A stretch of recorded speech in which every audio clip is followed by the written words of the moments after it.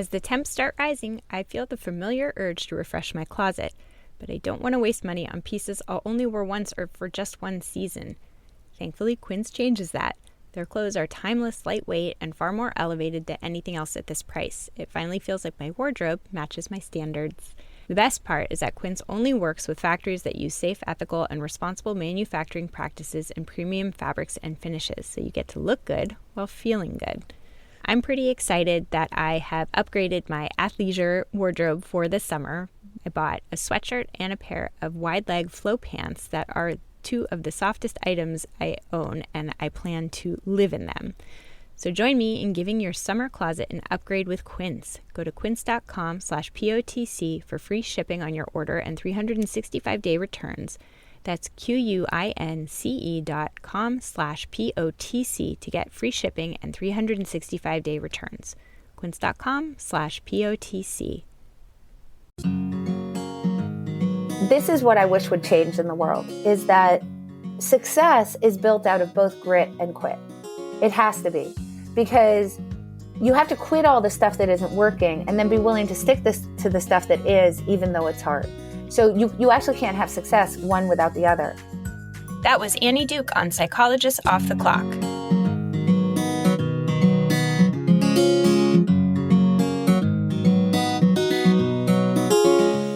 We are three clinical psychologists here to bring you cutting-edge and science-based ideas from psychology to help you flourish in your relationships, work, and health. I'm Dr. Debbie Sorensen, practicing in Mile High, Denver, Colorado, author of Act Daily Journal, the Act Daily Card Deck, and the upcoming book, Act for Burnout. I'm Dr. Yael Schonbrun, a Boston-based clinical psychologist, assistant professor at Brown University, and author of the book Work, Parent, Thrive. And from coastal New England, I'm Dr. Jill Stoddard, author of Be Mighty, the Big Book of Act Metaphors, and the upcoming Imposter No More. We hope you take what you learn here to build a rich and meaningful life. Thank you for listening to Psychologists Off the Clock. Hi, everyone. We are here to introduce an episode that I'm incredibly excited about. I get excited about a lot of episodes, but I'm really excited about this one because it is about quitting. So I had the chance to interview author, world-class poker player, consultant Annie Duke about her terrific, amazing, transformative book that I recommend to everybody because I'm a little bit obsessed with it. And the book is called Quit: The Power of Knowing When to Walk Away. This episode is quite long because it was just such a great conversation and she had the time, and so we kept going. And I just want to start by saying that I love any conversation that has to do with doing less. Leidy Klotz's book Subtract was another one of my favorite conversations. This idea of quitting, of stop doing, of doing less is so important in a busy world. And I love that we have the chance to talk about it on the podcast. So I think it just gets me almost like too excited. But Debbie, what did you think of this episode that I'm going gaga over? Yeah, I mean, I think it's really fascinating. I think Annie Duke is obviously like super smart and has a really interesting way of looking at things. So I thought it was absolutely fascinating. I listened all the way to the end and was left wanting more.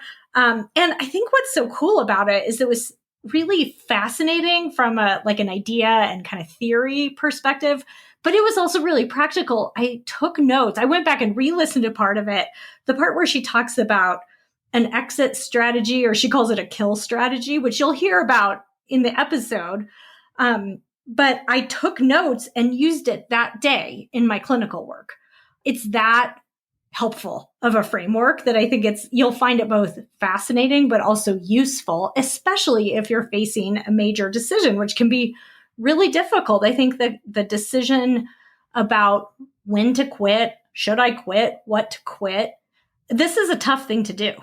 Yeah, it's super tough. And she does offer all of these terrific tools. And her book focuses a lot on decisions that are not necessarily relationally oriented. So it was really fun as a couples therapist and clinical psychologist to engage her on how do we make these kinds of decisions about whether to stick or whether to quit in committed relationships. Because I think, in the business world, those decisions are hard.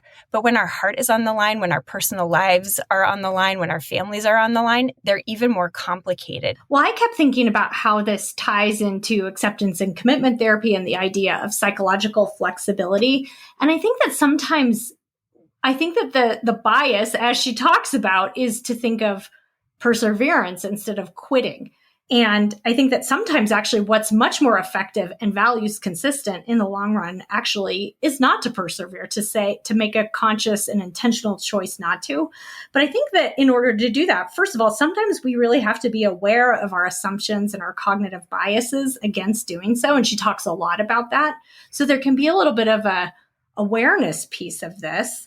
And also willingness, you have to face uncertainty. I don't know how I'm going to feel about this or what this is going to be like. You have to face loss. Like when you're giving something up, it can be really difficult. And I think sometimes we get really attached. I was thinking of an example of a time I had this, kind of part-time job that I was doing for a while as kind of like a side position. I became very attached to it because I really liked the work. I really liked the people, but I just didn't have time for it. And so I wasn't devoting enough time to it to feel really good about it. And I waited too long to quit. And in hindsight, I really should have quit months before I did, because eventually it became really obvious that this was not working out. But I think at the time, I had a kernel of I knew that I should leave this position, that this was not working well and it wasn't really a good use of my time. And I wasn't able to do enough to make it worth paying me. But I think that I was so attached to it, it was hard to give up. And that's the part that I kind of wish I would have known, is it's okay to feel loss about that. It's a hard thing to do. And I actually think this episode, for a variety of reasons, is paired really well with the episode on regret that we released just a few weeks ago, because making decisions with uncertainty is a lot of the challenge is about this fear of, what's going to happen, and am I going to regret it, and am I giving up on something that I shouldn't give up on, but I don't know. And that fear can sometimes keep us doing something even when the something isn't quite right. And as Debbie, you just said, that really contributes to some psychological inflexibility. It's like we keep doing the thing even though it's not consistent with our values or the way that we want to show up in the world or the way that we want to be building our lives. And because of that bias towards worrying about regret or making a bad decision, we stay with the status quo. And she talks a lot about that in our conversation and in our book. And I share a personal example toward the end of our conversation where her advice helped me to let go of something that I was holding on to pretty tightly as well. So we hope you listen all the way to the end of the episode and get a lot out of this conversation with Annie Duke about quit. Annie Duke is an author, corporate speaker, and consultant in the decision-making space, and a former professional poker player who's the only woman to have won the World Series of Poker Tournament of Champions and the NBC National Poker Heads-Up Championship. Annie's previous book, Thinking in Bets, is a national bestseller, and her latest book is Quit, The Power of Knowing When to Walk Away. And it is, in my humble opinion, nothing short of transformative. So we are here today to discuss quit and quitting. Welcome, Annie. Thank you for having me.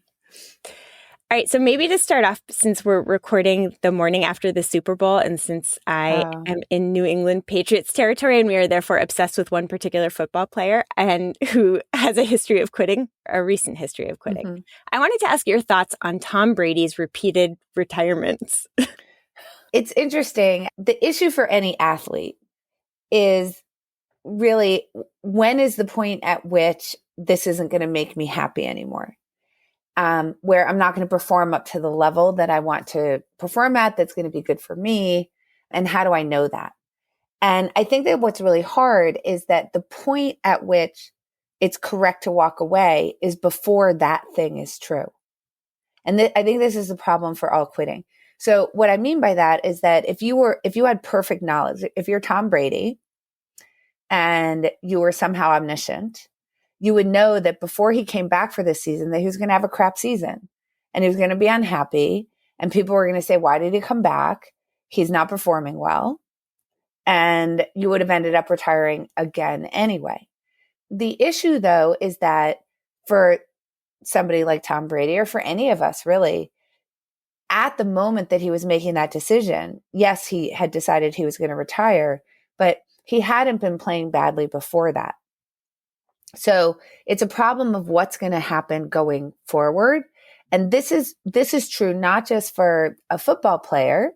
It's true for someone, say, on a TV show. When is it going to jump the shark? It's actually true even if you're, say, climbing a mountain.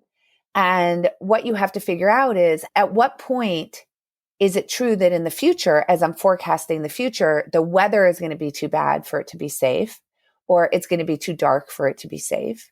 And the issue is that at the moment that that equation turns against you, the weather won't actually be bad. It won't actually be dark. So this is the problem that we all have with forecasting these kinds of things and figuring out when we're going to quit. And what that often makes us do is continue past the point at which the future is already turned against us so that we can find out for sure that the future is already turned against us. And then what happens is that now people remember this crap season that Tom Brady had and that he retired twice, or people keep going up mountains when snowstorms come in, or we stay in a job too long, or I mean, think about how many TV shows, I'm sure we all wish there hadn't been that last season. And I think that this is just fundamentally the problem that we have with decisions about quitting. And by the way, let me just also say, decisions about sticking to it also, because all of these things, whether it's correct to stick to it in the future or whether it's correct to quit in the future, are all fundamentally forecasting problems. And that means that we have to look forward to the future and be willing to walk away at a time when it's probabilistic whether it's going to go against us or not. And that's just incredibly hard for us as humans. Yeah, I love that you dive into all the cognitive biases that go into why it's hard to quit at a appropriate time, where we're sort of taking all that into account. And I wonder if you could just humor me for a moment so that I can tell you about the lens that I read Quit through, which is as a clinical psychologist who uses a treatment that focuses on building something that we call psychological flexibility, which is defined as persisting or desisting in behavior based on the situation and in the service of chosen values. So we talk a lot about psychological flexibility because it underlies mental health and well-being, and it helps us show up in line with who we want to be and the life that we want to build. But it was so interesting to me because I was reading your book and thinking that we talk a lot about persisting and not enough about the desisting. And so I think you start off by talking about this huge issue, which is we have a real negative association with the idea of desisting, or more directly put, quitting. So can you talk a little bit about the stigma of quitting? Well, I mean, yeah, if I were to call you a quitter, would I be complimenting you? No, we just, the idea of quitting is just associated with a lack of character. But so here's an interesting thing. So I'm a huge fan of Angela Duckworth. I'm a huge fan of the book Grit. I think that people should read it. It is very true that if you are going to succeed at something, you will have had to stick to it. So the idea that I need to be able to stick to something, even when it's hard, as long as it's worthwhile, is a really important idea, right? Like you have to have grit to succeed at something. That's true. I have a little quibble though, because the lab that she has to study grit is called the character lab. And I think that fits in with our bias, right? That grit builds character. I mean, when we think about parents, right? Let's say that I want my child to do enrichment activities and I want them to do some sort of sport because I believe that physical movement is really important. And so they try soccer. It's true that if they just have one bad day on the field, I don't want them to quit, right? That would be overreacting and not being able to see the long view. But what if they just really hate it? What if I want them to play a musical instrument and they're trying the piano and they're just like really bad? And it's very clear that they're never going to be good. It's not something they're ever going to do for the rest of their life. And now I'm torturing them in piano lessons every single week. Parents don't let their kids quit in those situations because they feel like it would be a lack of character. But what we're losing sight of in those situations is what were we trying to accomplish in the first place? Right? So if we're trying to accomplish some sort of enrichment, say movement, and let's say that my child is just not particularly athletic and not particularly good at soccer, and they know it, why can't I have them go do something like cross-country running, or maybe they could work out with a trainer, they could do yoga, or they could do something that isn't, or a different team sport, maybe that they would be more talented at. Maybe they're really tall and they'd be good at volleyball or something. But why can't I switch them to something like that? Or if they're really just musically untalented, why is it music that I have to have them do as the enrichment activity? Maybe I should put them in robotics. Maybe they'd be better at that. So, but we won't do that. So we as parents even make this mistake, and we'll make our kids stick in things that just aren't long-term, like, great for them, with the idea that, well, if you quit, it's going to show a lack of character. No kid of mine is going to be a quitter. People will say I'm making them stick to it so I can build their character.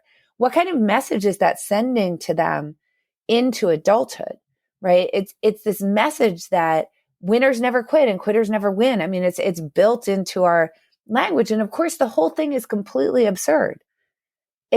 Of course, you shouldn't stick to things for the rest of your life. And by the way, just to be clear, Angela also agrees with that. She says, that you're supposed to sample a lot of stuff. And then the stuff that isn't good, you're supposed to quit. And the stuff that is good, you should stick to. And we should have that attitude with our kids. Let them sample a lot of stuff. If they don't like it, let them quit. Yeah. And the things that they do, tell them to stick to. And I think that that's true character. But that's not the way that society treats it. It's not. And one thing that comes up for me and with my parent peers is this fear of closing doors. It's like, well, if I let my kid quit and then they decide to come back later, it's going to be too late. So how do you respond to this, like, fear of closing doors issue that I think it's not just for parents with their kids, it's for ourselves, that we worry that if we leave something and we made a mistake, that it'll be too late. And you talk about this actually in terms of academia, which I really relate to, because once you leave academia, it's so hard to come back. And so if there's any shred of hope that you think it might be a possibility, you want to kind of hang on. You don't want to quit. Or that's the feeling anyway. So we can think about two different types of situations. One, which is what Jeff Bezos would call a two-way door decision, but it's where you can go back to the option that you're rejecting. So look, if my kid doesn't like soccer one year and I have them go do something else, they can clearly come back to soccer the next year. And they can actually be really good at it. There was just a study, I can't remember who the authors are, on people who have performed at elite levels in sports. And they showed they tended to start their sport late. They tended to do like a lot of different sports. And when they were early, when they were younger, they were behind their peers. And we know, like, famously, that's true of I think the Williams sisters, who were doing a lot of different things. But so I think that that's generally just, we think that things are one-way door much more than they actually are. Yeah. So we have to remember that for most things that we quit, we can come back to it. Yeah. For most careers that we quit, we can come back to them. Now, there are certain things that are very hard to come back to. So certainly if I get divorced, that really reduces the possibility to end up back with the same person. Except for Elizabeth Taylor. Except for, well, yes, that's true. But it would be rare, right? Right. There are certain academic fields where that's also true, not all. But humanities would be a good example of that. If you leave academia in the humanities, it's really, really hard to come back and get to come back in and get a job. I think partly because there just aren't very many tenure track positions in humanities in the first place. If there were more, I think that would create more flexibility to move back and forth. Yeah. So there's kind of two points that we want to make about that. One is that when it is harder to go back, there are two things that have to be true. One is that you have to be more careful about the decision to start. What I mean by more careful is more deliberative.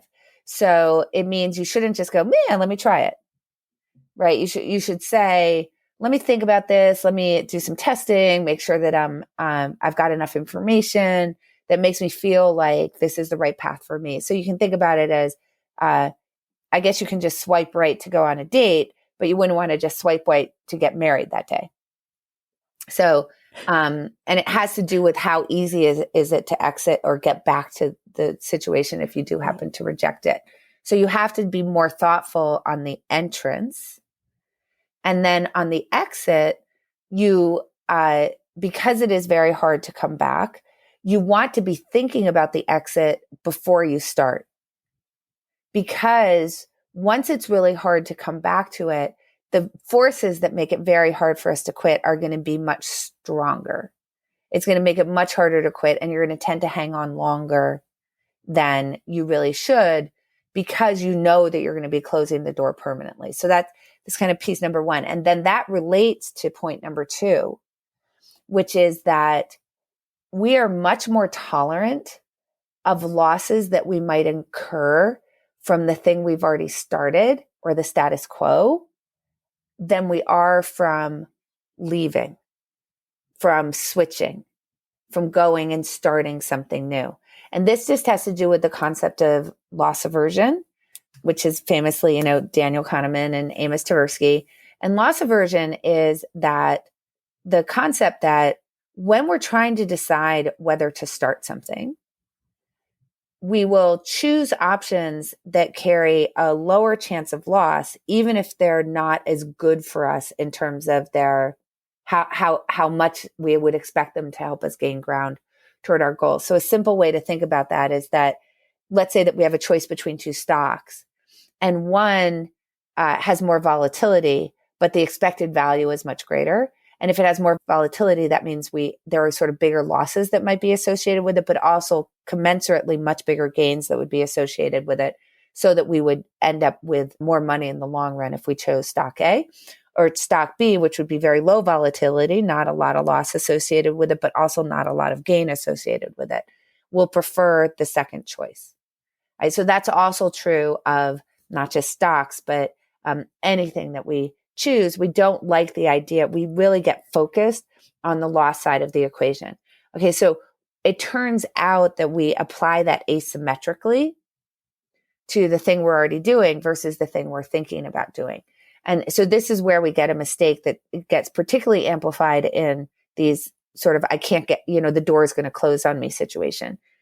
Even if you're miserable.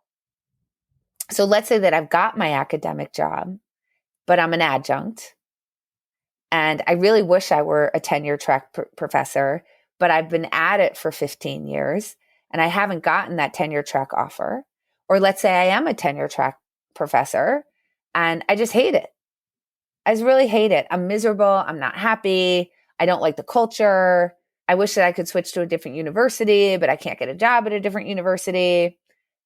Whatever the reasons are that you hate it, you will be more tolerant of that. Even though if I ask you in a year, do you think anything's going to change? I'm sure your answer would be no. Then you would add it. But what if I switch and I go try to find a job outside of academia and I hate it? And I can say to you, but Yael, what is the probability you're going to hate the new thing? And you'll acknowledge that it's, that it's a lower probability than the thing you're already hating, but you won't switch because you get focused on that downside outcome that might be associated with the new thing you're doing. And it causes you to stick to the thing that you're already doing because we just tolerate that unhappiness so much more if we've already started it. And this is why, particularly for one-way door decisions, we have to be very careful on the starting side of the equation. Because once we're in it, it's really hard for us to switch. Yeah. Well, and a lot of times I'm just thinking about marriage. You don't really want to enter into it thinking about how you would exit it. Right. It almost seems counterproductive. But so let me actually ask the question by contextualizing it. So quitting decisions as expected value decisions I think it's really common in the field of behavioral economics, but as a clinical psychologist, I don't often think about it that way. And I really had this light bulb moment when I was reading the example of the ER doctor that you interviewed, Sarah Olston Martinez, because you sort of framed it as that way. She was really miserable in a job. She'd been miserable for a long time. And you asked her, a year out from now, what's the chance that you'll still be miserable in this job? 100%. A year out, if you take a different job, what's the chance that you'll be miserable? Okay, it's less than, it's. I think she said 50%. 50, yeah, 50-50, because you don't know. But it leaves but sort of in the context of marriage, I feel like framing the question that way might leave out thinking about ways that you can make a situation better. For example, when we think about committed relationships, we can think about expected value based on the past, but it doesn't account for the possibility of working together with a couples therapist or, figuring out a different way to proceed. And so how do you wisely use expected value decisions in the context of futures that are influenced by what we might do differently? Yeah. So let me just preface with Sarah Olson Martinez. I actually asked her all of those questions. So the way that narrative is framed in the book, it's really just talking about expected value, but I'll give you a hint to the behind the scenes conversation. Awesome. Where I said to her, how long have you been unhappy? So her answer was, she'd been really unhappy for over 3 years. Okay. So now I know that this is a persistent problem, right? I said, well, what's the part of the job that you like? She said, well, the part of the job I like the best is actually being an ER doctor, but not the hospital administrator part. Could you go back to it? I asked her. She said, I mean, I could, but that still wouldn't make me happy because there were things about reimbursements and what doctors were expected to do. There were a whole bunch of changes in the healthcare system that made it so even that part of the job, which was the reason why she had entered the work, wasn't really, on balance, wasn't making her happy, right? I asked, had you talked to your bosses? So we actually went through all of those things, and she had actually done all of those things. So those aren't included in the story, but she had done all of those. So let's think about how you can build that into the quitting decisions. So let's imagine that you're really unhappy in a situation. The time to quit is not the moment that you go, man, I'm really unhappy. That is probably going to be a pretty bad decision, just as the time to stick is not in that moment to say, I'm just going to stick it out. Neither of those is actually true, right? So, and that's because in the moment when we're facing down the decision, as you know from your work, everything feels really big and it's really hard for us to get to the long view. So instead, what I ask people, and I do this not so much with marriage, although I've done this with people in marriages before, but in my coaching work with executives, it's very often about whether you should exit an employee. So it is very relational. It's very relational. And I think that people think about executives as just like cutthroat, whatever, but I've never met an executive that's good at exiting an employee. They never do it too fast. They never do it willy-nilly. They always hang on too long. They always believe they can coach them into a good place. And it's almost never true. It's sometimes true, sometimes true. But the way that we do this actually allows for that to occur. So basically what I say is, let's take the marriage case. Okay, you're really unhappy. How long would you be okay, given what your values are? How long would you be okay with this situation as is? Right? So if they're coming to me saying, it's really awful, I think I want to leave, I'm assuming that this is not a tolerable situation, right? So let's say that they say, I'd be okay. Like I can power through this for another 6 months. Let's just assume 6 months. So now what I would say is, okay, imagine it's 6 months from now. So now I'm getting them out of the moment. I'm saying, okay, you've told me I can power through this for 6 months, or the executive can have the employee underperforming in the way that they are for another 6 weeks. It doesn't matter. At the end of that period, tell me what it looks like if things are good. Okay, so we sort of write down, what does that look like, right? And then I say, tell me what things look like. What are the signals that things aren't getting better for you? And that it's time to leave. Okay, so we get both of those things written down. So what we're doing is developing a set of what are called kill criteria. You can call them exit criteria if you want to be a little sweeter. They're called kill criteria. And it's basically, here's the benchmarks that we need to hit to tell me that things are actually going in a good direction. Here are the things that I could see in the future that would tell me that things are not in a good direction. So now we have those two things set. And here's the thing. You don't then just allow the world to happen for 6 months. Instead, what you follow it with is, okay, so what are the inputs now? So what are the things that I need to do as an individual or in collaboration with the other person? They're going to help me to get to that good version of the future. And I need to communicate to that person what a good version of the future looks like. So taking it out of marriage, let's take it to the employee relationship. I need to go sit down with the employee and say, look, things aren't going well. You're not performing well in your job. Let's talk about what we're going to do over the next 2 months to make this happen. But first, let's sit down and let's agree, what do I expect to see from you in terms of behavior and output that would tell me that things have turned around? Because I know you can turn it around, right? Let's talk about what the signals are, both in what you're feeling, what I'm feeling, what we're seeing in terms of your work that would tell us that it's time to have a conversation and actually exit. Great. So you agree to that stuff together. It might involve like writing a job description and saying, you have to actually be living up to this job description. And then you say, tell me what you need from me and tell me what you need, right? Tell me what coaching you need from me. Do you need me to step up my one-on-ones? Do you need more clear guidance? So on and so forth. So you kind of work out what are those inputs going to be. And that way you're not just saying, oh, I'm imagining some future and here's what needs to happen. And then I'm going to go to sleep like Rip Van Winkle and then wake up and hope that things are better. Yeah. So there always has to be that idea of what are the actions? What are the behaviors that are going to help us to actually achieve that future? And I think that one thing that does get missed is that idea of being really clear with the other person. Here's what I expect to see. Like, this is what good would be for me so that and this is what bad would be for me so that we're super clear. I think that when we don't sit down and do this, it's like, I'm unhappy in the marriage. We're going to go do couples counseling. And then you just sort of start talking and you haven't set a deadline. Yeah. And I do think that you need a deadline. You haven't sort of said at that deadline, here are the things that I'm going to be very clear with you what I need here, what I think happy would look like.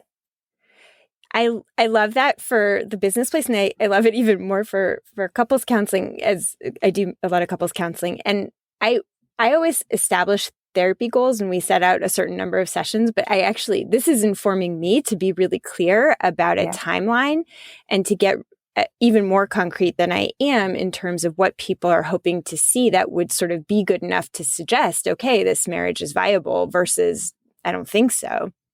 Yeah. And I think that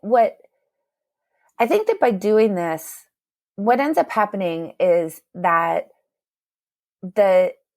if you do end up exiting, the exit is a smoother, happier exit because you've created a couple of things in doing this. One is just by being clear, right? And by setting a deadline, it kind of stops that, but I know I can turn it around. I promise I'll be better. That kind of like can loop forever and ever and ever, right? Like where you've got people who they're just completely miserable and they're complaining to you separately. And then you see them in 6 months and they're completely miserable and they're complaining to you separately. And then you see them in 6 months and they're completely miserable. And it goes on because you haven't actually been really clear. And I think the clarity is actually incredibly helpful for getting people there. But then the other thing is that, if you take whether it's the employer or couples, is that setting out what good looks like, what is the deadline, sort of that timeline, that stop point, what are the kill criteria? You're working through what that would be for yourself, but then you're sitting down with the other person in a collaborative way. So you ask the employee to also write that down for themselves, and then you come together and then you work through together. So now you have this agreement. And that agreement creates endowment to the decision. So you're both now owners of that decision. The world is not happening to you. It's not unfair. It's nothing because you sat down and you've agreed to this together. And now what that does is open up an agreement to the quitting decision, which is a decision that's actually quite taboo. It's quite emotionally fraught. But because you're casting it into the future, it takes a lot of that kind of, that emotional piece that causes so much friction out of it, because you're not saying to them, I'm going to fire you now, which is what people don't want to do. Yeah. Let's talk about what the future is going to look like, which people tend to be much more rational about. Yeah. So one thing that I think comes up probably in the workplace and definitely in marriages, and also, I don't know, in creative endeavors, for example, is like the sunk cost fallacy, which you talk a lot about in the book. And I'll just share that my first introduction, again, because I'm a psychologist and not a behavioral economics person, it was with a friend I was going skiing with, and the husband of my friend is a hedge fund manager. I was in grad school, so money was super tight, and we were going skiing, and the day was freezing, but I was hell-bent on going. And what he told me is that I was falling prey to the sunk cost fallacy. So I think about that a lot, this idea that you've already put so much into it. And so what I think sometimes happens and holds people back from having the kinds of conversations that you're describing is this fear that they're going to come to a point where it's going to become so obvious that they have to leave. And it feels like, I can't. I already put too much into this. Like for example, I have a child in this marriage with my partner who I really am unhappy with. Or if I leave this job, I'm going to have to start over. And that feels so overwhelming. And so I wonder if you can talk a little bit about the sunk cost fallacy and some of the ways that we can manage this feeling like it starting over would be too much for us. So let me talk about the marriage piece first. So one of the things that I want to be really clear about is that nobody can decide for you. Annie's not trying to tell you to leave your marriage, and neither am I. Yeah. When you should quit or when you shouldn't. So I think that it's a good example. So if I'm in a marriage with no children, it's a simplifier, right? Because that's sort of like I'm an employee and I've got an employer, and the employer comes to me and says they're unhappy, and then I say I can turn it around, and it's a very similar type of conversation. If you have a child, this is where what your values are, right? Really matters. So, how much do you value the happiness of your child over the happiness of you? The happiness of your child being part of your own happiness. But also, at what point is the unhappiness of you and your partner in that relationship now going to make your child unhappy, right? So these are things that you sort of have to work through. That's all rational. What's not rational, though, is to say, well, I have a child, so I can't leave. That's not rational. In the same sense as saying, I've put 10 years into this marriage, so I can't leave, right? I've so much invested in it, so I can't leave. So if it's I have a child, so that means that I have to stay because we have this thing together, right? It's like, well, that's not true, because if what you're doing is really trying to think about the happiness of the child, we all know that there are circumstances where the marriage is so fraught that the child is unhappy, or where one of the partners, like maybe I want to leave because my partner is behaving in a toxic way, right? Then sticking it out is no longer noble because I'm subjecting my child to a toxic environment in that particular case, right? So we need to sort of tease those two things out. So there's sort of the rational side of I have values about my happiness versus my child's happiness, versus I can't leave just because I have a child, right? So I just want to kind of set that aside to say that there's some rationality to that, but it can get to a point where it's not. So let's take the sunk cost fallacy kind of separate from that. Maybe we can simplify with marriage. Let's just assume that you're in a relationship and you don't have any children. Let's simplify it. Or you're in a career.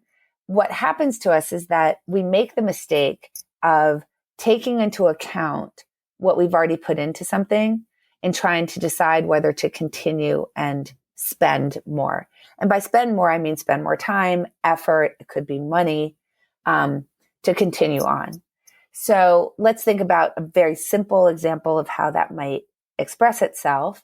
Let's say that I buy a stock that's trading at 50 and it's now trading at 40. The question is, should I continue to hold onto it or should I sell it? Now, in stocks, holding is the exact same thing as buying. So we can now say, what's the comparison between I bought it at 50 and it's trading at 40. Do I want to keep holding it or do I want to sell it? Versus I've never owned the stock before and I'm coming fresh to the decision. It's trading at 40 and I do my analysis. Is it a stock that I want to buy? So that's what we want to compare. So we get apples to apples. And if the answer is, no, don't want to buy it at 40 when I'm fresh to the decision because I'm looking at sort of what's happening with the stock and I just don't think that it's worth it. Then even if I bought it at 50 and it's now trading at 40, I ought to sell it. Because I'm saying when I'm fresh to the decision and I have no history with it, that it's not an asset that I would want to own. So therefore, just because I already owned it doesn't mean that I should continue to own it if it's not something I would buy that day. But people do continue to hold it. It's been very well demonstrated that in situations where people would otherwise not buy it, they will hold it if they already own it. And they will say things like, otherwise I can't get my money back. Yeah. So they'll say stuff like that. How will I get my money back? I can't get it back. But of course, that's silly because that money is already gone. And what you should care about is what's the best thing for me to put my money into in the future. So now let's take that out of stocks and let's think about an example with like a job. So I'm in a job and I've done so much training and I've done all the onboarding and I've learned the ropes. I've got the culture figured out. I know my job pretty well, but I hate it.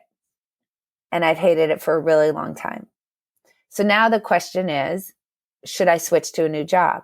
What you'll hear people say, and we've already talked about the one thing that people will say is, what if I hate the new one? So we've already talked about that. That's the loss aversion problem. But what people will say is, but I've put so much time and energy and now I've done all the onboarding and I've done all this training and I don't want all of that to go to waste. So it's a sense of like wasting, right? Yeah. But the question is, if I just dropped you in today and you could observe this job that you're doing and how unhappy you are, would you want to take this job today? Is this the job that you would start? Anytime the answer is no, you're supposed to leave. But people don't leave because they're afraid that they'll have wasted the time. Now, this happens in relationships too. I'm miserable in this relationship. Again, take kids out of the equation. I'm miserable in this relationship. Okay, why don't you leave? Well, because I put so much time into it. I put my heart and soul into it. I've already been in the relationship for 2 years. I have so much invested in it. Okay, but if you knew 2 years ago that this was what the relationship was going to look like today, you wouldn't have started it. Yeah. You would, and I would argue that 2 years ago, if I showed you a future that looks like this, and I said, what would you do in this situation? You would say, I'd leave. Whether it's the job or the relationship, you would say, well, there's no way I would stay in that relationship. And this is where we get down to this problem of what's called escalation of commitment, which is related to sunk cost, which is that we have the intuition that when we get signals from the world that things are not going well, that we're not actually gaining ground toward our goals, we will walk away. And we don't. Yeah. And a lot of it is this fear of waste. And the thing that people get wrong about waste is that waste is not a backward-looking problem. It's a forward-looking one. It's not about what I have already wasted. That's gone. It's, am I in the service of worrying about what I might have wasted in the past going to continue to waste more in the future? So if I'm in a relationship with no kids and I'm incredibly miserable and I stay in that because of all the time I've already been into it, that is time that I can't go find somebody who is going to fulfill what I need as a human being in a relationship, because that's not what's being fulfilled now. Yeah. I think that's so brilliant. And I love that phrase, waste is not a backward-looking problem, it's a forward-looking problem. And it reminds me of this really interesting line of research about cohabitation before marriage or before engagement, where the researchers talk about this issue of sliding versus deciding, that people cohabit and then they feel like they've already invested into a home together and pets or furniture. And so they end up getting married or having babies sort of because they're already on that path, as opposed to deciding like, this is what I want to commit to.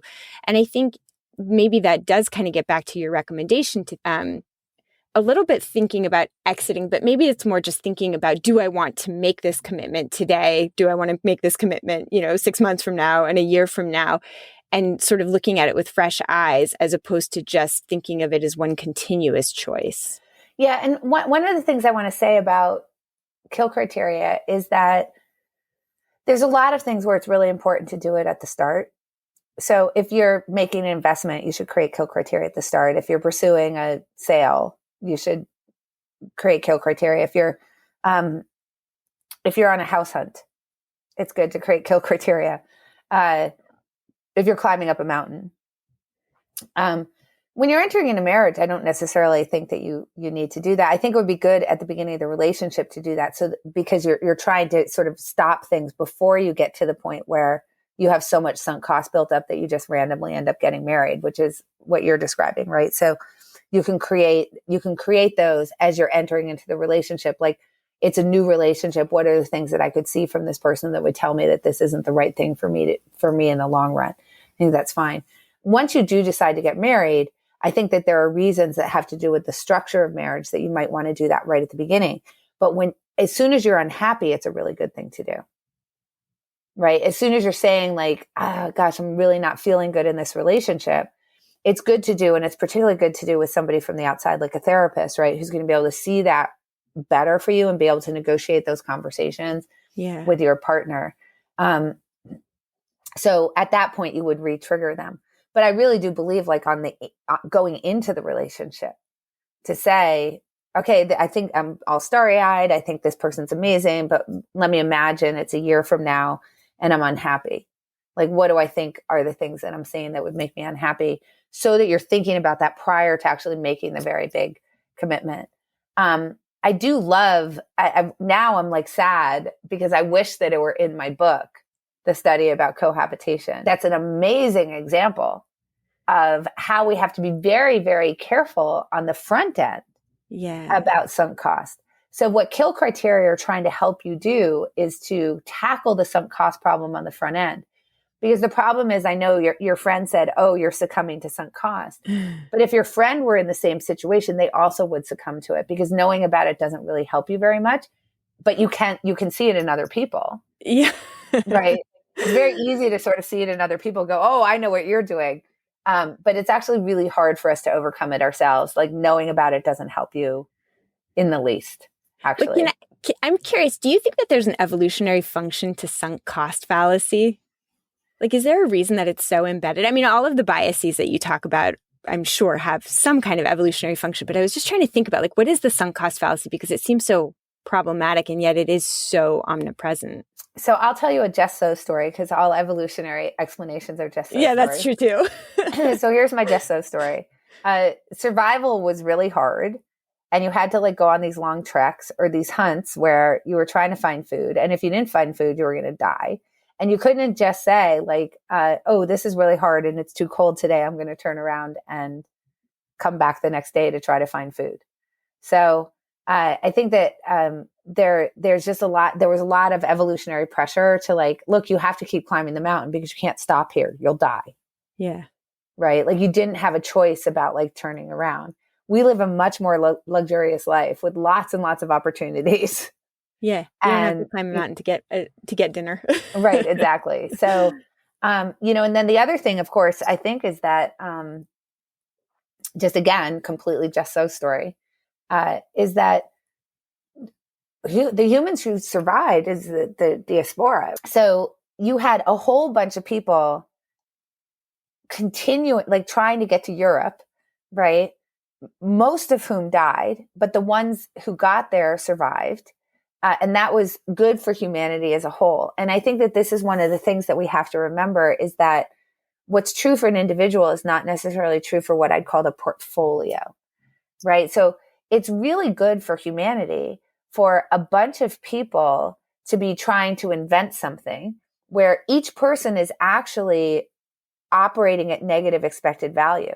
But the chances that one of them actually does it is so good for humanity that humanity itself would prefer that all of these people are sort of like pushing ahead, even though most of them have no, like, very little chance. And all of them have very little chance of actually getting to where they want to go. But if one of them does, it's so good for the portfolio, right? So humanity is going to thrive if that happens. So the portfolio holder often will have different values than the individuals in the portfolio. And I kind of think, I often think about, it happens not to be true, but I think that's where like you get like college sports coaches saying, don't have a plan B. Because from their perspective as the portfolio holder, right? They're like, no, I just want to make sure that I get my one, Michael Jordan or whatever. And I need to make sure that they don't have any other options so that they can stick to it. I don't think that they're consciously thinking that, but I think that that's sort of how that's being expressed. I actually don't think it's true that will create more success in that particular case, but you can see where that, as the person who has the team, you're trying to get everybody to only focus on basketball. Yeah. Even if it's not great for each of the individuals. So that's just kind of my Jess So story on the evolution of sunk cost fallacy. One is like, it didn't make sense. You couldn't stop what you were doing just because it was hard, because you were trying to survive and you would die. And that there was, the people who persisted to, march from Africa all the way to Europe and survive that trek, right? Obviously were having to overcome a lot of different obstacles. Yeah. In order to be able to do that. And they needed to not just sort of sit down and say, this is too hard. Yeah. Well, thank you for entertaining me with your Just So stories. I know evolution. Yes, and nobody should take, none of that should be taken to the bank. Don't say, well, Annie Duke said this is the evolutionary reason for this, because I'm making it up. Yeah. Fair. I still think it's useful to think about, like, what is the function of that? So thank you for which is why me. I've obviously entertained it. I didn't make that up off the top of my head. Like, I have actually thought about these things, and that is the function that I believe is occurring. So, there you go. I think it makes sense. All right. So given that it is so hard to quit, we're built in with all of these biases. Who knows why? We have some stories to explain maybe. But it is true that it's hard to quit. And so you have all these strategies to help folks quit more strategically. And one of my favorites is monkeys and pedestals. And I know you didn't come up with it, but I wonder if you can explain it as a tool that folks can use. Sure. Yeah. So this comes from Asso Teller, who is the CEO of X, which is Google's in-house innovation hub. Just to give credit where credit is due. So I think there's a really fun application to relationships for this that we can talk about. But the way the monkeys and pedestals goes is it's a mental model for understanding, like, when you're entering into something, how are you supposed to enter in to the thing that you're doing? Again, thinking about, look, once you start something, what we know is that there's going to be a lot of pressure for you not to stop it. And this is really where the problem is, right? Is that once you start it, you're going to have sunk costs, you're going to be endowed to it. It's going to become the status quo. You're going to be tolerant of losses associated with the thing you've already started in the way that you aren't tolerant of losses when you're thinking about starting something new. Like, there's just a whole bunch of stuff that just sort of like piles up on you and like lands on your head once you've started something. So Asso Teller had the insight that you want to be really careful when you're thinking about starting something. First of all, about have a framework to think about, is it worth starting? And if it is worth starting, how do you actually get to the answer of whether it's worth it to continue as quickly as possible? Okay. And the reason why you want to do that is that when we start things, it's under conditions of great uncertainty. So we've all had that feeling of, I wish I knew then what I know now. What he says is when you figure that out, you want to quit. That I wish I knew then, like, oh, that was really bad. I wish I had never started. That at that moment, you actually want to quit. And these forces are going to stop you from doing that. And number two, you want to get to that knowledge as fast as possible. So that brings us to monkeys and pedestals. So imagine that you're trying to train a monkey to juggle flaming torches while standing on a pedestal in the town square. There's two pieces to that puzzle. Well, you'd make a lot of money, right? You would make so much money. Right. I would be at that show every day. Yeah. Like standing in Quincy Market, like people would be throwing hundreds at you. So you want to tackle this project. There's two pieces to the project. One is, can you train the monkey to juggle the flaming torches? That's piece number one. And piece number two is building the pedestal that they're going to stand on. And his point is that you should never, ever start by building the pedestal. You should always start by seeing if you can train the monkey to juggle the flaming torches. So let's think about why that is. Well, there's no point in building the pedestal if you can't actually train the monkey, right? The act is not a monkey standing on a pedestal. It's a monkey juggling flaming torches while standing on a pedestal. So if you can't actually accomplish that piece of it, then there's no point in building the pedestal. It's actually wasted effort. And if we think about the sunk cost problem, it now creates a sunk cost, which is but I put all this time into building this beautiful pedestal. How can I So possibly pretty, walk yeah. away from this act? So you want to tackle that harder part first. That's number one. Number two is that if you build the pedestal, you don't learn anything new. So it's the idea of what's the unknown, right? So there's kind of two pieces. What's the hardest part and what's the most unknown? So the monkey juggling the flaming torches is the thing you don't know if you can do. Okay, so that's the bottleneck, right? In terms of our own knowledge, we don't know if we can actually do that. We do know that we can build a pedestal because people have been building pedestals for a very long time. So we already know that thing. So we always want to be tackling the unknown rather than the known, because that brings us to the third problem, which is that if we tackle the known thing first, it gives us the illusion of progress. Right. So there's no progress involved in building the pedestal because you already know you can do it. So you haven't actually made any progress toward your goal, but it gives you a false sense of progress, which we know is really bad. Again, if we're thinking about like sunk cost or endowment, that kind of thing. So he's saying, look, identify the bottleneck. What's the really hard thing? What's the big unknown? And tackle that first. Okay. So sometimes when you do that, you never start. So he did that famously with a project called the Hyperloop. So the Hyperloop is we're going to have a vacuum tube train. Yeah. That's going to go from coast to coast. And the train will get sucked through a vacuum tube and you'll be able to get from New York to LA in 2.5 hours. So fast. Yeah. So he got pitched that over at X. And after the pitch, they applied monkeys and pedestals to it. And they identified 2 monkeys. So again, we're just trying to say, like, what are the monkeys? And you should do this with anything that you're starting. What are the monkeys? What are the big unknowns? What are the hard part? What's the hard part? And in this particular case, what he identified was 2 monkeys. One was regulatory. So if you're going to bring some sort of infrastructure from coast to coast, you have to go through lots of different townships, each of which has different issues about like right of way and ordinances. And then there's eminent domain issues and so on and so forth. So the regulatory problem actually is quite difficult to solve for something like that. And then the second monkey, probably the more impactful, is that nobody knew whether you could start and stop the train without killing everybody on board. That's a hard monkey. Yeah. Well, because it's going really fast. Yeah. Right. So the question is, when you're trying to slow that thing down, because you're going to stop along the way, right? When you're going to slow that thing down, is everybody going to die? Okay.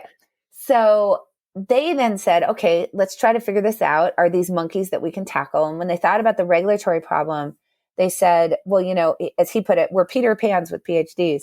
I don't know if that's something that we can tackle. So they sort of saw that as a pretty intractable monkey. But then when they turned over to the other problem of, will you kill everybody on board? What he realized is that the only way that you could really know that is to get the thing up to speed. Okay, so when it was pitched, the vacuum tube technology itself had already been proven out. So that wasn't a monkey. So it wasn't like somebody just invented the idea in its head. And the question of, could you actually suck a train through a vacuum tube? That wasn't a monkey. That had already been solved. So now we have this other one. And he said, well, so you've proven that you can actually get the train to go. But what we don't know is if you're going to kill anybody. And we can't know that unless you actually get the train up to full speed. So they did the calculations and said, well, what's it going to take? How much of this thing are we going to have to build? And building the actual track, building the actual system is a pedestal. Remember, it's a known. So you already know you can do that. How much of it will we have to build to try to figure out if you can do any of this safely? And what he realized is almost the whole thing. That was the thing he realized, like pretty much the whole thing. At which point he said, I'm just going to have to build this ginormous pedestal in order to solve the monkey. And I don't want anything to do with that. That's not the type of project that I want to do. Yeah. And so he abandoned it. Now, how long it took him to get to know there was 15 minutes. Okay, so 15 minutes, he said, no way, no how. We're not going to build a cross-country pedestal in order to try to figure out this problem. Now, what's interesting is post-publishing the book, there was an article that came out about the Hyperloop. So he passed on it, but other people said yes. And one of them was Virgin. And they are now, I think, 160 or so million in. They have only gotten the train up to 1/6 of the speed. So they haven't done any safety test yet because I think they've spent about 60 million so far, just like building enough of it to get it up to 1/6 of the speed. They haven't gotten it to go any faster yet because they don't have enough of it built. And guess what they're running into? Regulatory problems. Yeah. So interestingly enough, and this has to do with like why monkeys and pedestals are so powerful, is that I don't think there's any doubt that if Virgin knew what they know now, they would not put any more money into it. Yeah. Okay. They would say at that time, we're not going to start. Like, and if we knew that this was the situation where we were in, we would stop. But having put so much into it, having spent $60 million on it, they're now going to spend $100 million more. And they've now pivoted to, instead of thinking about it as a passenger system, they're thinking about it as a cargo system. Yeah. But the issue is that that's not solving a new problem. Like we don't have a problem getting cargo from one end of the country to another. It's not even a problem that anybody really cares about, but they won't abandon it. So now we can see like why monkeys and pedestals is so powerful, because he really understands, Asso Teller, that if you don't think about this in advance, you're going to get stuck where Virgin is. I'm sort of thinking how this applies to relationships. I could imagine one asking oneself, what's the monkey here? Like, what are the things that would be hard to solve down the road in this relationship? We like to travel together, but maybe how do we fight? Or do we have similar visions? Yeah. So I have actually given this advice to people who are in new relationships. I always tell them, if they can afford it, if they have the ability to do this, take an overseas flight and go visit somewhere where you're going to be jet lagged and you're going to lose your luggage and you're going to be really, tired, and you're not going to speak the language. And, that's something where like you're doing something fun, but there's going to be a lot of stress involved. So that you can see like, how are you problem solving together? How are you thinking about like these kinds of stresses? I always think that's really good. There's a very big monkey in any relationship that you're entering into, which is, how do you want to raise your children? Yeah. Right? Like, what are your values? Are your values the same in terms of, how much discipline, how much not discipline? Do you want like free range kids? Are you going to be a helicopter parent? What type of education do you want them to have? And I'm sure in your seat that nobody has those conversations. No, yeah, right. And they're so useful. I have a really funny quote that I included in my book on working parenthood, which is from Will Ferrell. Before you marry a person, you should first make them use a computer with slow internet service to see who they really are. Yes. See, exactly. Right. That's so good. Like take a nephew or a niece for a whole weekend, right? Like something to test that, but really sit down and have those conversations about like, what is your vision for how you're going to have kids? Listen, my first marriage, we didn't have a single conversation about it. I think because you assume like, oh, we love each other and So obviously when we have kids, it's going to be amazing. Yeah. And then I found out that we had completely different ideas about how you raise a child, how much discipline there was supposed to be, what you were supposed to do when your kid was screaming in the middle of a Target for a toy. Were you supposed to give them a toy or not give them a toy? And I was on no, I'm going to march right out of the Target. I don't even care if my basket is full. I'll come back later. And I'm going to buy them a toy.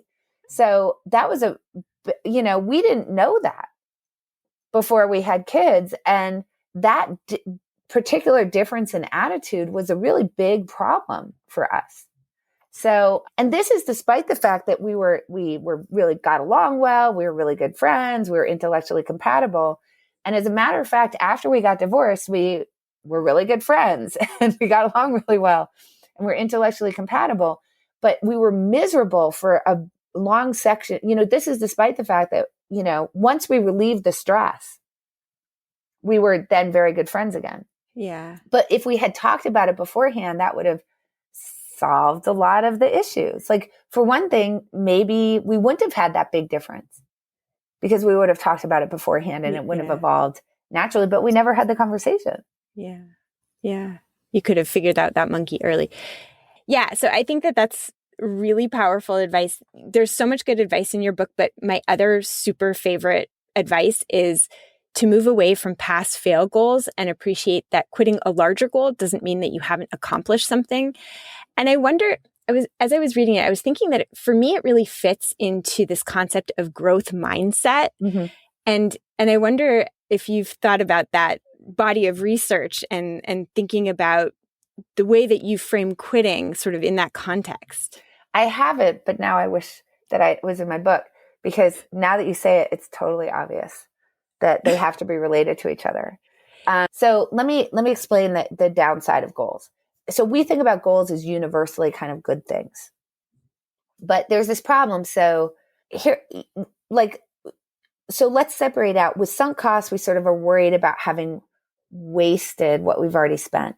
But there's another issue that has to do with mental accounting. And you can sort of feel it in this stock example that I gave. You buy a stock at 50, it's now trading at 40. If I sell it, how can I get my money back?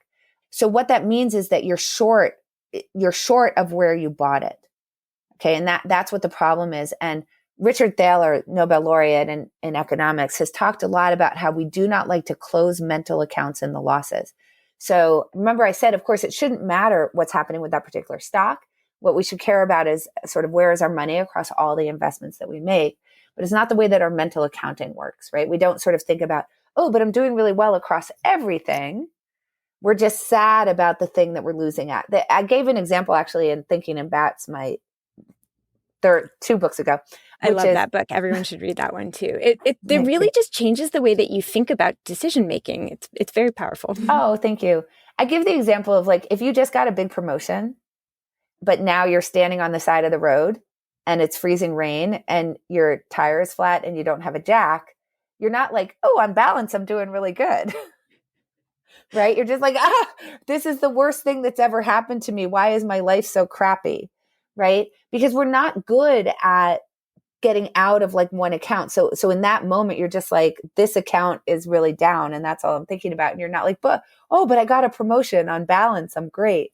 That is not the way any of us feel. So this is very similar to that. So you buy the stock, you open up a mental account for that as well as a physical account, but you have the mental account. And once you're below 50, you're now in the losses. We don't like to close mental accounts in the losses. Okay, so that's just like sort of the wonky economics thing. But now how does that relate to goals? Well, that's because the goal has become 50, what you bought it at. And I can actually change that. It's not even what you bought it at, right? It's like if you bought it at 50 and it went to 75 and now it goes to 55, even though like on my physical ledger, on my real life ledger, I'm up 5.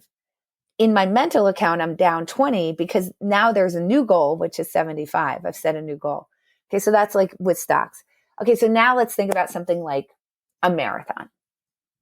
So there's this woman, Siobhan O'Keefe, who in 2019 was running the ninth. This was so painful to read, just to let you know. Right? So she's running the London Marathon in 2019. She's a marathoner. And on mile 8, she breaks her leg, her fibula bone snaps. So as you can imagine, the medical personnel are like, hey, you should probably stop running. She doesn't. She keeps running and she actually finishes the race on this broken leg. All right. So let's think about what's going on there. So thing number 1 is I know that I felt when I read that, separate and apart from, pain, like, oh, badass, right? Like I wish I had that kind of grit. But why would I wish I had that kind of grit, right? This is where we get this, this problem of like grit. We sort of think about it as like, oh man, like that makes heroic. you badass. It makes you so much character. But of course, that's ridiculous. She's a marathoner. She's now running on a broken leg. She may create like a compound fracture. She's certainly sacrificing future marathons that she might be able to run in the service of just finishing that one. She may do permanent injury to herself where she can never run again. So I don't think that I should admire her that she kept going. And yet part of me does. So I got, and this is the problem. Like I know about it and I'm still like, oh, I totally want to do that. The second thing that we should realize is that I think that we can agree that if you said to her, hey, you're going to break your leg on mile 8, do you want to start? That she would say no. course I'm not going to start if I'm going to break my leg on mile 8. And if you said to her, well, let's imagine that like you didn't know that, but you just broke your leg on mile 8, would you keep going? And I'm sure she would say, no, there's no way I would keep going. And yet she did. And she's not unusual because 3 other people did it in the same marathon. And if you look at any marathon, you're going to see all sorts of people finishing marathons with broken legs or broken ankles or some sort of tear or whatever is going on. So this is happening all the time. So let's think about why that is. The answer is because there's a finish line. So the finish line is the goal, and it's a fixed object, in this case, 26.2 miles. Now, why do I know it's a finish line problem? Because she didn't continue and only run 13.1 miles, which would be a half marathon. Which would also be right. gross. But that particular race, that wasn't the finish line. Right. So she ran a half marathon along the way, but she didn't stop at that point because that race, the goal was 26.2 miles. If the goal is 5 kilometers, that's how long you'll run. And here's the other thing is that if the goal is 26.2 miles, have you ever seen anyone be like, oh, well, I feel good though, I'm just going to keep running? Of course not, because they reached the goal. So here's where we get this pass-fail nature of goals. As soon as you hit 26.2 miles, you've passed and you stop. Yeah. But anything short of that, we're now in the losses. In comparison to the goal, right? We're short of that goal. That is a fail. And so we don't want to ever stop short of the goal. Now we can think about it from an objective standpoint. She was 8 miles past the starting line. So why is it that cognitively we don't think we're in the gains 8 miles, right? That we've got accumulated 8 miles that we otherwise wouldn't have accumulated. And it's not the way that our mental accounting works. Our mental accounting works in relation to the goal. So this is where we really have to be very careful about the goals that we're setting. Because when we set goals, they tend to be fixed objects, but they're fixed objects in an unfixed or flexible world where the world is changing or we're changing, right? So stupid example, right? But if I'm using a pager, the world has moved beyond that. I should probably give up the pager, right? Or we could take actually a more serious example, like a company like Blockbuster that was selling physical videotapes or Blu-ray or whatever in a physical location for people to go get, to bring home, to watch on their television. And they had a chance to buy Netflix. They didn't do it, right? Okay, so the world will change on you. So the world was going to streaming and they didn't change along with it. So we want to be sensitive to how the world is changing. If we're climbing up a mountain, the weather may change on us. A fog might roll in. So we want to be sensitive to those things. And then also we want to be sensitive to the way that we change. So this could be physical changes, like my leg could break. But it could also be, I really used to like this job and now I don't. My values have changed. I took this job when I was in my 20s and I loved working 80 hours a week. And that was my jam. But now I'm in my 30s and I don't want to work 80 hours a week anymore. Okay. So you may change as well. So if we're fixing, a finish line that's a fixed object, right? The summit of a mountain or the finish line of a marathon or whatever goals we have in terms of like projects or products that we're developing or goals that we have for ourselves. And we don't then take into account, but how might the world change that would make it so that goal no longer makes sense? Or how might I change that would make it so that goal might no longer make sense? Then we're just going to run toward a lot of finish lines with broken legs. And that's what we end up doing. 100%. And this kind of brings us full circle to talking about psychological flexibility, because we can persist, as long as it still makes sense to persist. And then if things around us or inside of us change, we can reevaluate. And sometimes the better choice is to quit. And just to sort of double down on why I so much love this is that it's not, you have this great quote, which is, if you quit something that's no longer worth pursuing, that's not failure, that's a success. And in part because, and this is where it fits into the growth mindset, you've still probably learned a lot and gained something. Maybe you've learned what doesn't work, and right, that's which valuable. is huge. Well, I mean, that's exactly right. And that's why, so, look, we can think about like, fixed mindset versus growth mindset, right? The idea is that you're always trying to strive for something, and that is, that striving and the learning is always going to be attainable for you, right? And you just have to sort of change the way that you're thinking about the things that you're pursuing and what progress means and what accomplishment means and what's available to you as a human being in terms of where you can get to. And I think that it means it gets you to start to think more about across opportunities. And this is the really, really sad thing about quitting, is that because we think it's such a bad thing to do, number one, and because the cognitive biases are really all lined up against walking away, they really are lined up to create a failure to stop things, that we actually slow our progress down. Because as you just said, look, if I'm doing something that isn't actually causing me to gain ground toward my goals, then by sticking to it, I'm stopping myself from gaining ground to my goals. And yes, if I switch to something new, it's probabilistic, right? If I switch to something new, will it cause me to gain more ground toward my goals? Well, it's probabilistic. So yes, it's uncertain, but I'm switching from something that certainly is not going to. And that means that I'm going to get to where I want to go faster. And what I like to think about is not so much like, obviously sometimes we have fixed goals. Like I'd like to finish writing this book for sure. But I like to think about broadly as I want to be doing things that I just use happiness, right? That are causing me to feel fulfilled and happy. And like I'm a good citizen and I'm growing as an individual. And it's something that I want to be exploring for myself. And that can express itself through a variety of different ways. And tying my identity or the idea that I'm a failure if I stop doing something that I was doing before is going to prevent me from doing that. So I can be a poker player and then I can go give talks on the relationship between poker and cognitive science. And then I can start consulting in that area. And then I can start writing books on it. And then I can return to do my PhD. And it's just kind of the way that I have always navigated the world. And I think the reason why is because I had a forced quitting moment when I was in graduate school in the first place. And it's interesting because without that, I don't know that I would have ended up navigating the world the way that I did as for the rest of my adulthood. I was 2 seconds from my PhD and got really sick and ended up in the hospital for 2 weeks. Was unable to go and do my job talks. I had to cancel all of them, but I had already scheduled all of them. I mean, that's how done I was. Yeah. And it took me a really long time to recuperate. I was very sick. And during that time that I was recuperating, I just needed money. And that's when I started playing poker.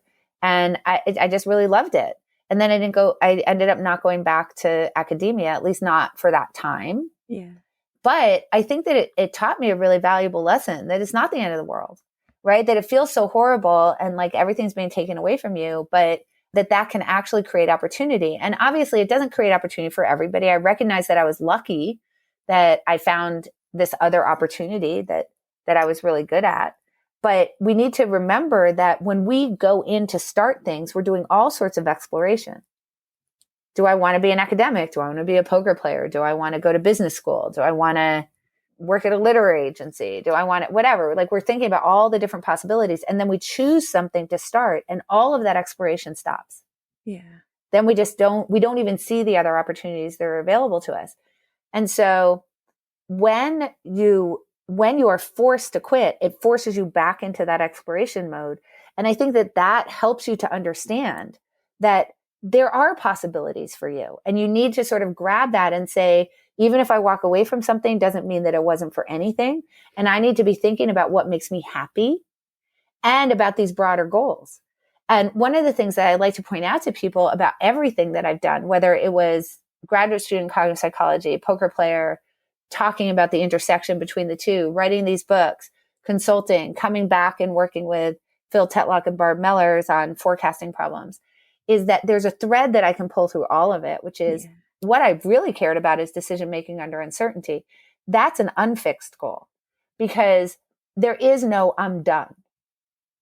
right? It's let me go try to explore this in a variety of different That's your ways. larger why, which is also what Angela Duckworth talks about underlies grit, but it also underlies quit because it gives you directionality. Right.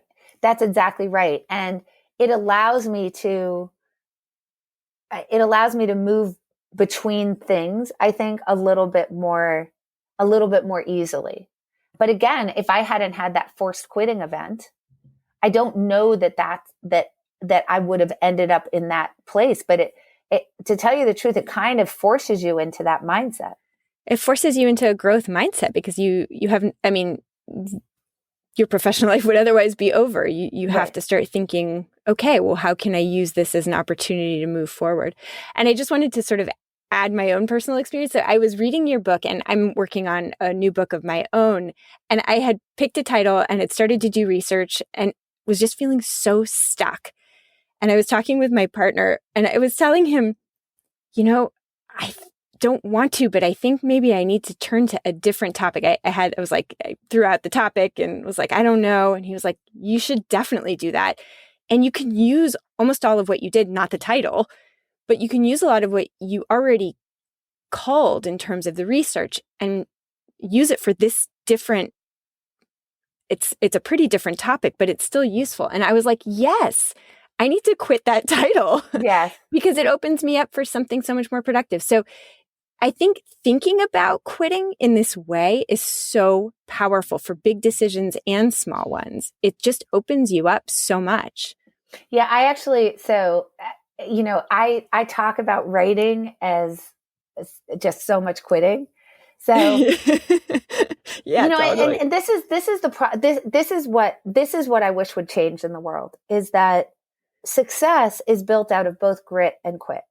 It has to be, because you have to quit all the stuff that isn't working and then be willing to stick to the stuff that is, even though it's hard. So you actually can't have success without the other.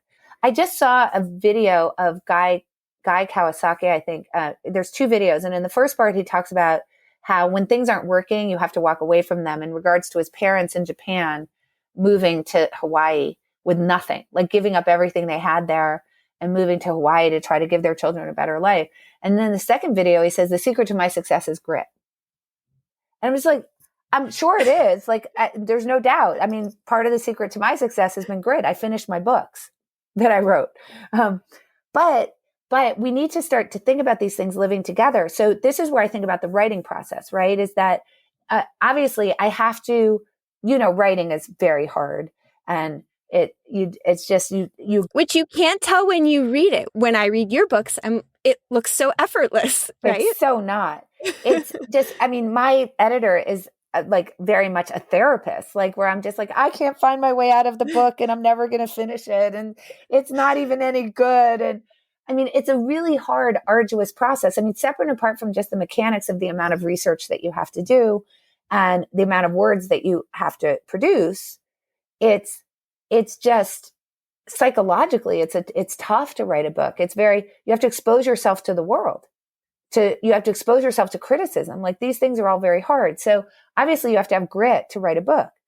But think about, there's so much quitting, whether it's something as simple as, line edits. And I just wrote 2,000 words and I've decided now that I need to throw them out and not be so endowed to them that they have to stay into the book. I have to listen to what my editor is saying in terms of, do they think that I should change the order of chapters, right? Should I move stories around? Should I rewrite this whole section? And for me, in one case, my editor told me with How to Decide that I should throw the first 2 chapters out, just stop and start completely over with them. And she was correct.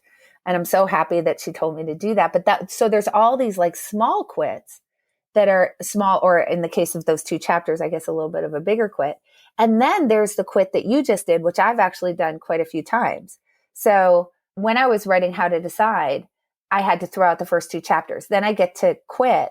And I had a completely different idea for a book that I had actually started writing a proposal for. And then I was doing some podcasts to promote How to Decide. And I'd already written a proposal for this other book that I was starting to do research on. I still have a deck of the research. And I when I was promoting How to Decide, I started talking about this idea of reversibility, right? And quitting. And I just started to get really obsessed with the topic in a way where I was like, oh my gosh, like, I don't know. I think I have to write this book, even though I had this other book waiting in the wings. So I started to get in touch with people I knew, like Phil Tetlock and Danny Kahneman and so on and so forth, and just started talking to them about it. And then my excitement just kept growing. So I completely abandoned this other thing that I'd already done. I'd already shown my editor the proposal. And I was just like, no, I'm not going to do that one. I'm going to do a different one. Let me write a proposal for that instead. And now I finished Quit, and I was like, oh, I'll go back to that other book, right? Because you can go back to things. And I was like, I'll go back to that other book because I kind of like the idea of that other book. And then I was teaching a class, and I started getting obsessed with a different topic when I was teaching a cohort. And I was like, oh, I think I need to write that book. And it was a topic that Gary Marcus, who's a cognitive psychologist, and people should go to his Substack because it's great. I think you just retweeted it. Yeah. Right. Yeah.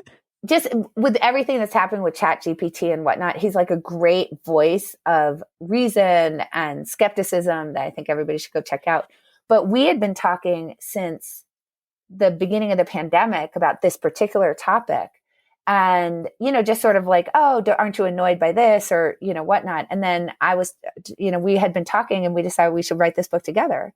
So now I still have this other proposal sitting there. Maybe that will be the next book after that, but I keep abandoning it. And at some point I need to listen to myself and say, it must not be interesting enough to me. Like, I think that for somebody else to write the book would be really good, but it's, for whatever reason, it's not lighting a fire in me. So despite the fact that I put in quite a bit of effort and a lot of research and I wrote a proposal, that's a lot of sunk costs. I was like, no, I can tell it's not for me. And then I'm going to write a completely different proposal instead. And so the writing process is so much like, everybody thinks it's grit, but it's so much quit. And that's what you're experiencing, right? Like, this book is going to be better because you quit the frame. It's the same material, but you're framing it in a different way. Yeah. And it's going to make you happier. It's going to be a better book because you're willing to walk away from it, even though you're gritty about the actual writing of a book. And right. How do those two things live together? And why do we only focus on one side of the equation as the secret to success and not understand that it's the calibration between the two? Quit the right stuff, stick to the right stuff. Thank you so much, Annie. This was like so exciting for me, and the book is so powerful. I hope every person picks it up and reads it. I really think it's one of these transformative books that will help you live better. So in addition to reading all of your books, where can people go to find more from you? So you can always go to annieduke.com for sure. But I did just start a Substack, and that's been really fun. So Gary Marcus actually wrote a post for me on Substack about ChatGPT because I got asked a question by a reader. And I said, well, I don't like to answer things that I know nothing about because it would be like a random person in a bar pontificating on some sort of topic to you that they don't know anything about. So I'm going to bring in someone who actually does know something about it. But so I do post on there. But the other thing is that I schedule through the Substack for people who are paid subscribers for Ask Me Anything, 4 AMAs a year. My first one's coming up pretty soon. And so I switched to Substack because I felt like it was more of a two-way conversation. So I used to have a newsletter, and I would send the newsletter out, and then I wouldn't hear it from anybody who read it. Yeah. And so now with Substack, there's obviously the commenting function. I can open up open threads. So I did a huge open thread last week where I'm talking to people, and it's like super fun. And then we're going to do AMAs, and because I just really like the idea of like building community around this idea of decision-making under uncertainty. So definitely go look at my Substacks. It's called Uncreatively Thinking in Bets. My husband said to me, why'd you call it Thinking in Bets? And I said, because I'm lazy. So, so that's why it's called that. So you can definitely find me there. And then the other place that I would love for people to go visit is the Alliance for Decision Education. And so that's an organization that I co-founded along with my husband. And what we're trying to do is bring decision education into K through 12. And the idea is that just as kids get social emotional learning now as part of education through that movement, that somebody needs to create a movement for decision education, which is basically, we're not going to teach you like what to think. We want to teach you how to think. how to decide. We don't teach you what to decide, but how do you do it? How do you structure decisions? How do you think about your own habits? How do you navigate the information to try to start to query it, to try to figure out like what's actually true? How do I model that information? How does it inform my actions in the future? And then also to start to really get people to teach kids to think probabilistically, right? Things aren't yes or no, pass, fail, but they're a little bit more open-ended than that, and being comfortable with that would be really good. And so we are trying to build a movement around that. It's called field building, to get people to understand like decision education is a thing. You should be demanding it for your children, starting in kindergarten all the way through 12th grade, so that we can produce children who aren't just like memorizing trigonomic functions, but are able to actually navigate the world and be really good, next century thinkers. So that's what we're trying to do there. We've put together a pretty great academic advisory board. Danny Kahneman's on it, Barb Mellers, Phil Tetlock, Michael Mobison, Paul Slovic, Wow. Katie Milkman. That's quite a board. Yeah, it gives that. So that's the academic advisory board. There's more people on there as well. I apologize for it. Oh, Richard Thaler's on there. So, and then we have a pretty good board also, and business advisory council and so on and so forth, of people who really believe in this as a movement, and that this is something that's really, really, really missing from education. We spend so much time thinking about how to help adults be better decision makers, and pretty much no time helping kids, figure out how to be better decision makers, or really even understand like what would you be teaching them that would help them to do that. So that's the Alliance for Decision Education. You can find that online. I would love for people to go visit that. We'll definitely link to it. That's incredible. Yes, we need that for our kids. That's so powerful. So thank you for all your work. We'll link to all of that stuff in our show notes. And thank you for taking the time. This was such a huge gift for me personally. And I know that our listeners will get so much out of it too. Well, thank you for having me. This was a super fun conversation. Hey, Psychologist Off the Clock listeners, I'm going to guess that if you got to the end of this episode, that you also love to geek out about books in psychology. If you don't know where to store all your books and people are already complaining that you talk about this book that you're reading all the time, then why don't you join us once a month to read a book together? If you're interested in joining us, we hope you are. Just send an email to offtheclockpsych@gmail.com and we'll send you more information. Thank you for listening to Psychologists Off the Clock. If you enjoy our podcast, you can help us out by leaving a review or contributing on Patreon. You can get more psychology tips by subscribing to our newsletter and connecting with us on social media. We'd like to thank our strategic consultant, Michael Harold, and our podcast production manager, Jadine Stout-Williams. This podcast is for informational and entertainment purposes only and is not meant to be a substitute for mental health treatment. If you're having a mental health emergency, dial 911. If you're looking for mental health treatment, please visit the resources page of our website, offtheclockpsych.com.